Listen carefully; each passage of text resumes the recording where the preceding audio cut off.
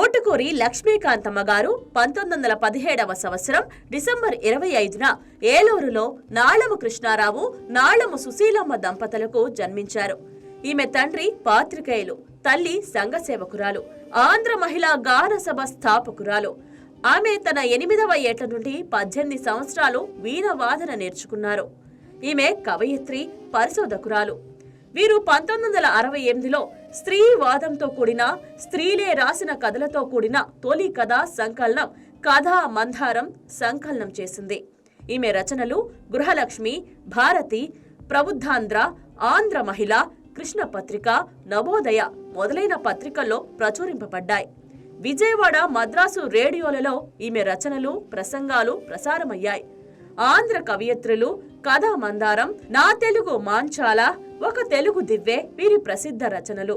7వ ఏటనే తన అన్నగారితో పాటు గాత్రం, వీణ ప్రారంభించిన లక్ష్మీకాంతమ్మ గారు 15 ఏళ్లు నిండే వేళకి కవితలల్లుతూనే కుట్టుపని, ఎంబ్రాయిడరీ, నాట్యం వంటి కళలు నేర్చింది. ఈమె తన 12వ ఏటనే స్వాతంత్రోద్యమంలో పాల్గొని ఉపన్యాసాలు ఇవ్వడం, ఉత్తేజపూరితమైన దేశభక్తి గేయాలు పాడడం చేసేవారు. ఈమె తన 18వ ఏట ఉభయ భాషా ప్రావీణ పట్టాతో పాటు తెలుగు మొలక, విద్వత్ కవయిత్రి బిరుదులు కూడా అందుకుంది. ఈమె దాదాపు 6 దశాబ్దాలు సాహిత్య కృషి చేసి 12 బిరుదులు, 20 ఘన సత్కారాలు పొందిన కవయిత్రి.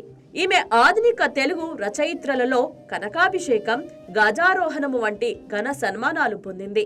డాక్టరేట్, విద్వత్ కవయిత్రి, ఆంధ్ర విదూషి కుమారి, తెలుగు మొలక, ఆంధ్ర సరస్వతి, కవయిత్రి తిలక, సాహితీ రుద్రమ, కళా ప్రపూర్ణ మొదలైనవి వీరికి ఉన్న బిరుదులు.